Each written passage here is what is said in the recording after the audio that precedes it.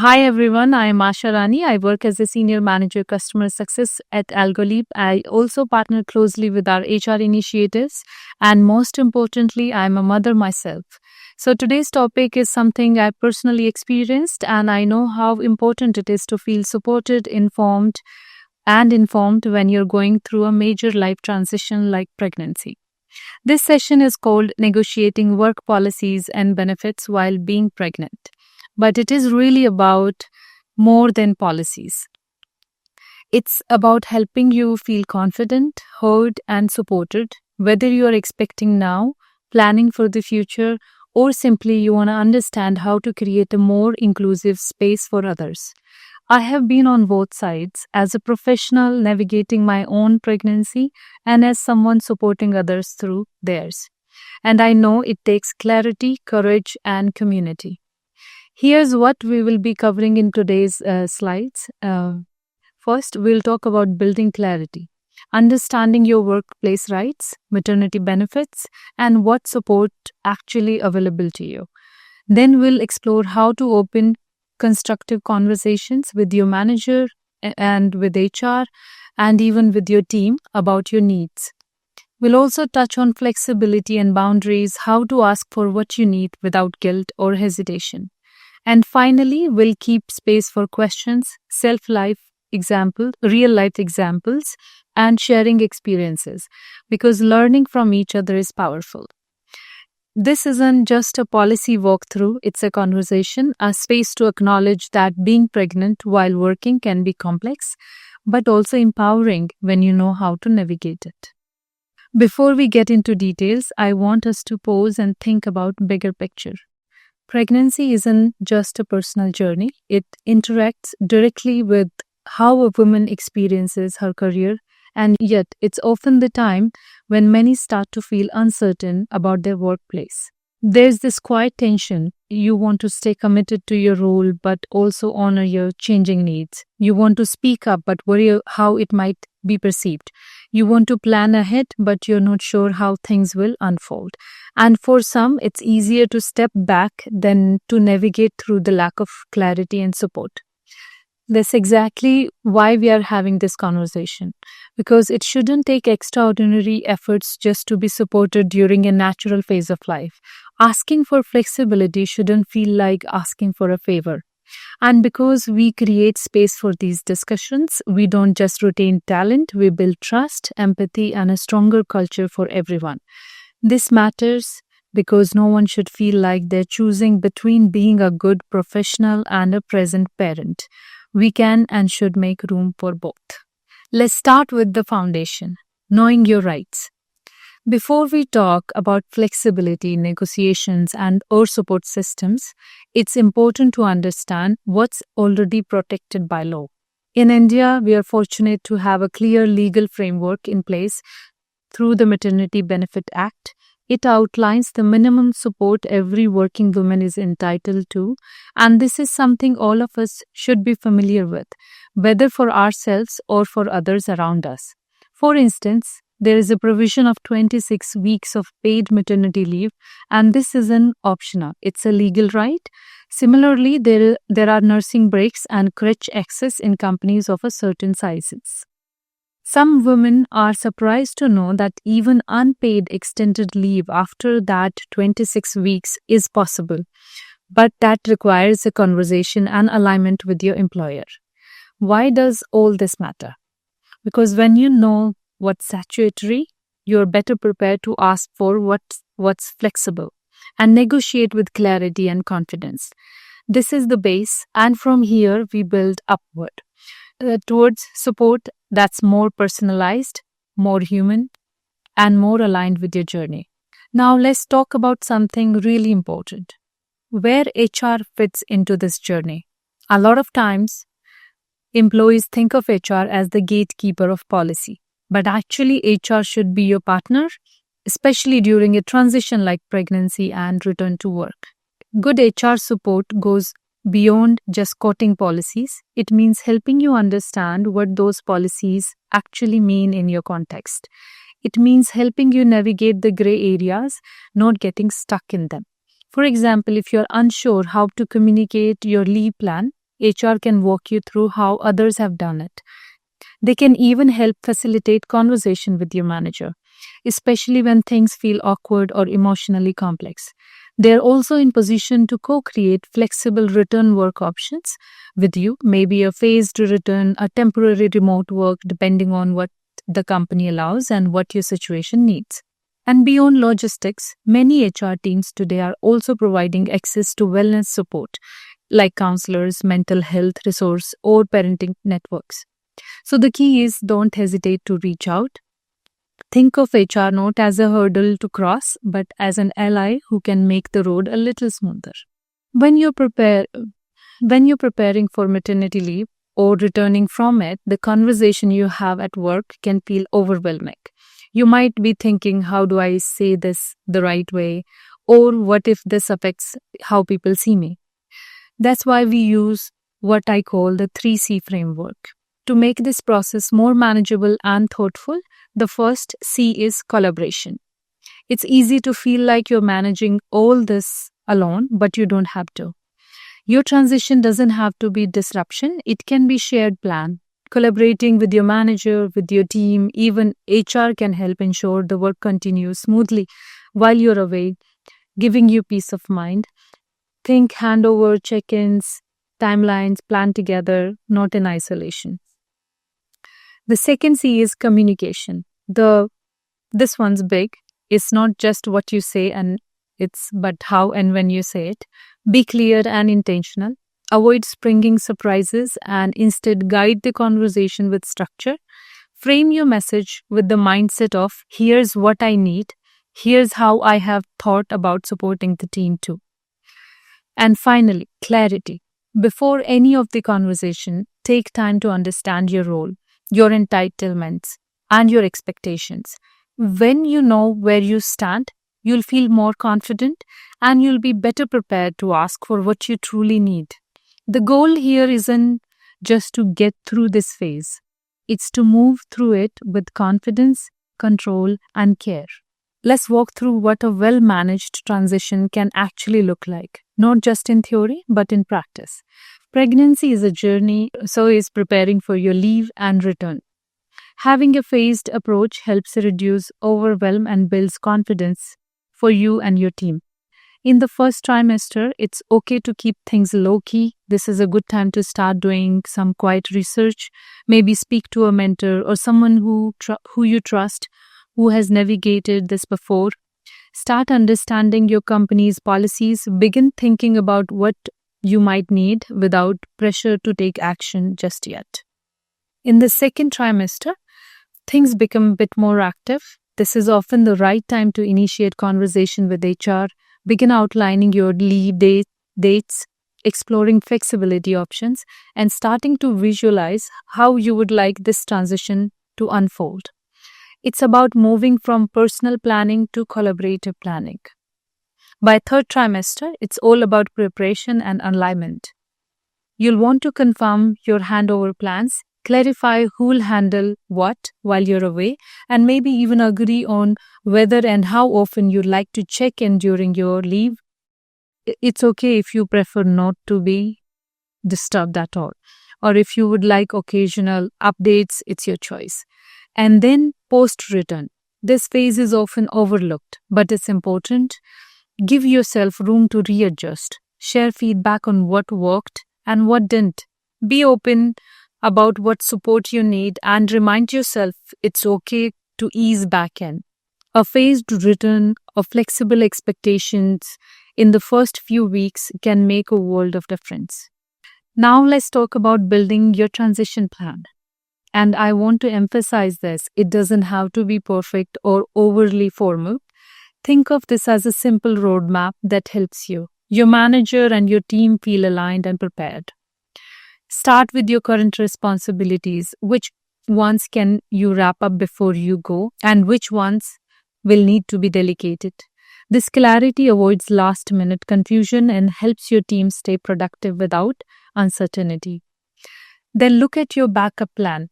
Identify who will be stepping in and how the work will be distributed. It's not just about assigning tasks, it's about making sure those people are set up for success. Also, decide on your communication preference during your leave. Some people want to stay lightly connected, maybe a quick update every few weeks. Other want complete disconnection, and that's completely valid too. The important thing is to be clear about what you need. Be sure to note your tentative return timeline, even if it's flexible. This helps everyone start thinking ahead, and once you're back, think about what kind of support you might need, whether it's a refresher session, a phased return, or just time to settle back in. Lastly, add a contingency plan. Sometimes things don't go exactly as expected. Early labor, extended recovery, or other health considerations. Having a just in case plan helps reduce stress if something shifts unexpectedly. In short, your transition plan is your tool. It creates space for a smoother experience and shows your team that you have thought things through. And it's your way of leading even while stepping away. Let's now look at what really works, not just in theory, but in actual workplace settings.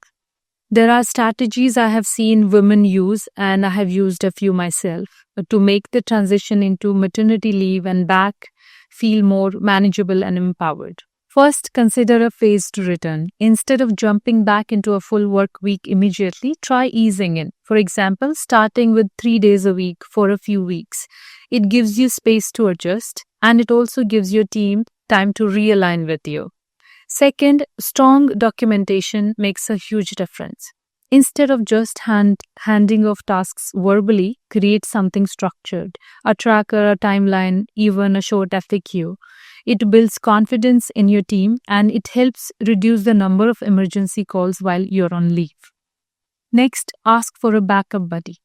Pick someone you trust who can act as a go-to for anything urgent. This person isn't replacing you, they are just there to manage that one-off call decision, or so you're not able to pull in every time something comes up. Scheduling key checks in also helps smoothen the flow. A quick alignment with HR before your leave starts. A casual catch up with your team before your return. And then maybe one structured check-in in a few weeks after you're back, just to reset expectations and address any adjustments. And finally, track what's agreed. This is important. After every key conversations, whether it's with your manager or HR, follow up with a short summary email. It helps avoid misunderstandings and give you a reference point if anything changes later on. These aren't complicated strategies, but they work because they are thoughtful, and most importantly, they put you in a driver's seat of your transition. Beyond the standard policies and strategies we have discussed, there are a few additional solutions that can really make a difference, especially when tailored to your unique situation. Let's start with mental wellness.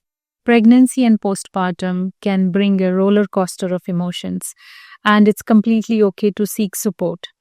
Don't hesitate to ask HR if your company offers access to therapy, counseling session, or an employee assistance program.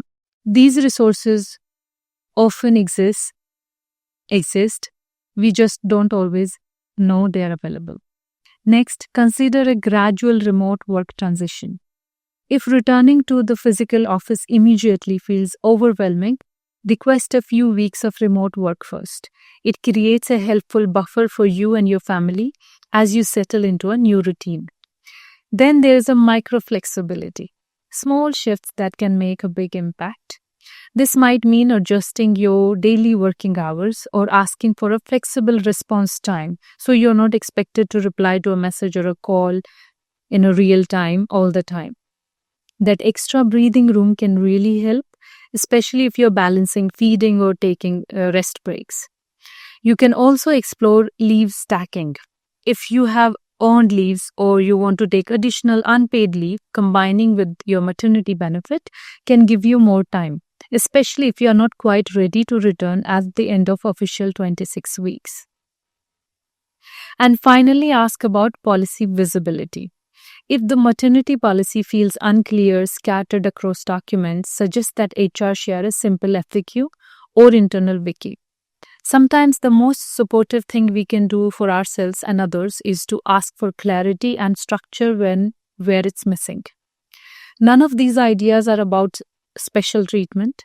They are about recognizing that transitions are personal and sometimes small thoughtful changes can make a world of difference. One of the biggest challenges in this entire journey isn't just the planning, it's the talking.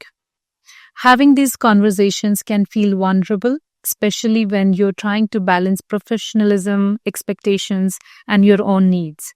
So, here are few examples of how you might start those discussions. And remember, these aren't scripts to memorize, they're starting points to build your confidence. First, a conversation with HR. Instead of just asking what's the policy, try saying I have reviewed the maternity policy and I would love to co-create a plan that balance business needs and personal well-being. This shows initiative and position you as someone who's both responsible and thoughtful. Second, your manager. It's easy to feel unsure when handing over tasks, but a proactive approach builds trust. So you might say, I have outlined a draft of my handover, would love to walk through it with you to make sure nothing is missed. This opens the door for collaboration and helps your manager feel supported too. And third, your partner or support system at home. Workplace negotiation becomes much easier when things are balanced at home front. A simple conversation like, can we plan around shared parenting responsibilities? I want to negotiate with clarity at work, but I need support at home too. And third, your partner or support system at home. Workplace negotiations become much easier when things are balanced on the home front. A simple question like, can we plan around shared parenting responsibilities? I want to negotiate with clarity at work, but I need support at home. This isn't just about logistics, it's about setting shared expectations and avoid burnout later on. Each of these conversations creates alignment, and alignment reduces stress. So speak with clarity, invite collaboration, and don't be afraid to ask for what you need. You're not just managing a transition, you are leading one. We have talked a lot about what the expecting employee can do. But what if you are the partner or support system? Whether you're a spouse, co-parent, or even a close family member, your role matters a lot. The emotional and logistical load of pregnancy and early parenting is not meant to be carried alone. First, encourage speaking up. Often expecting mothers hesitate to advocate for themselves at work. Your encouragement can make a huge difference.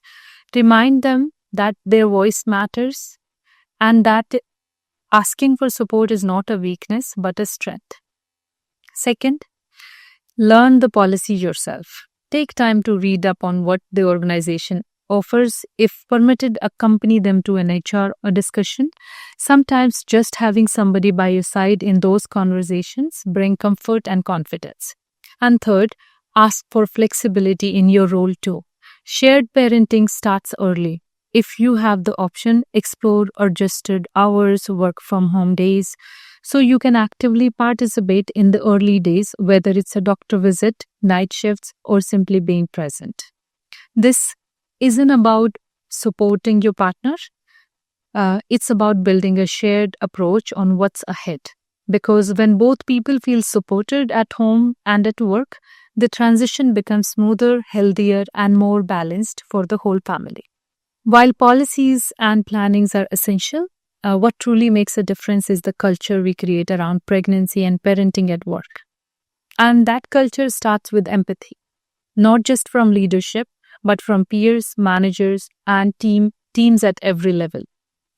First, let's normalize the conversation. Pregnancy shouldn't be hush-hush topic whispered about in corridors. It's a natural part of life, and we should be able to talk about it openly, respectfully, and without discomfort. The more we normalize it, the easier it becomes for people to ask for what they need without fear of judgment. Second, respond with warmth. Managers especially play a key role here. When someone shares news of pregnancy, it's not about acknowledging it, it's about responding with positivity, care, and proactive planning. That first response sets the tone for everything that follows. Third, track and adjust. For HR leaders and organizations, this means going beyond compliance. Collect feedback after maternity leaves, ask what worked, what didn't, and use that to fine tune policies and processes so they are genuinely supportive and not just symbolic. And finally, support reintegration. When someone returns from maternity leave, don't just drop them back into the deep end. Welcome them back thoughtfully, celebrate their return, not just with warm words, but with realistic expectations, patience, and peer support. Because ultimately, an empathetic culture isn't built overnight. It's built through small, consistent actions. By making space for real conversations, responding with care, and treating pregnancy not as a problem to solve, but as a journey to support. Before we wrap up, I want to leave you with a moment of reflection. All the strategies and policies we have talked today are important, but what matters most is how you show up for yourself in this journey. Take a minute to consider these 4 questions, not to answer them out loud, just to sit with them, notice what comes for you. What part of conversation are you most nervous about? Is it speaking to your manager, asking HR for clarity, or maybe just acknowledging to yourself that you need support? Second, how much flexibility does your role truly offers? Not just what's written in the policy, but what's possible when you approach this conversation with trust and openness. Third, who in your team or company could be your advocate? This might be a mentor, a peer, or even someone in HR. Having someone in your corner can change the whole experience. And fourth, what do you want your return to work feel like? Not just logistically, but emotionally. What kind of welcome support or pace would help you thrive when you come back? These questions aren't here to pressure you. They're here to help you prepare with intention and remind you that this journey isn't something you have to figure out alone. Because when you reflect, when you prepare, and when you ask for what you need, you're not just managing maternity, you are leading with clarity and care. As we close this, I want to leave you with a few final thoughts. These are simple but powerful principles you can carry forward, whether you're planning your own transition or supporting someone else's. First, document everything. Start early, plan clearly, and write things down. Whether it's your handover plan, leave timeline, or follow-up notes from meetings, documentation protects your clarity and supports your case. Second, use your voice. Speaking up isn't about getting your own needs met. It sets an example. When you ask thoughtful questions or request support, you're making space for others who may have not found their voice yet. Third, lead with empathy, not apology. Pregnancy is not a disruption or an inconvenience. You don't need to shrink or apologize for needing time, care, and flexibility. You can lead through this transition with empathy for yourself and for those around you, without ever compromising your professionalism. And finally, remember, HR can be a bridge. It is easy to view HR as a gatekeeper, but the right partnership with HR can actually make your experience smoother, more personalized, and better aligned with your goals. This transition, like any big life shift, isn't just about making it through. It's about shaping how we work, live, and support one another. So thank you for showing up today. Your courage, your questions, and your preparations have the power to shape not just your own journey, but the culture around you. Before you go, make sure to check out a few helpful resources that can support you beyond today's session. Start with the Maternity Benefit Act. Get familiar with what you're entitled to. We have also included Hera programs, reading material that breaks it down into simple language. If you're ready to plan your leave, use the transition plan template in Hera Action Sheet. It will help you map out your responsibilities and timelines clearly. You'll also find sample emails to HR, your manager, and peers, so you don't have to start from scratch when you're having these important conversations. And finally, don't go through this alone. Join one of Hera Power Circles. these support groups for pregnant professionals to share, ask, and uplift one another. You have got a tool, a community, and now a plan. Take the next step with confidence. Thank you.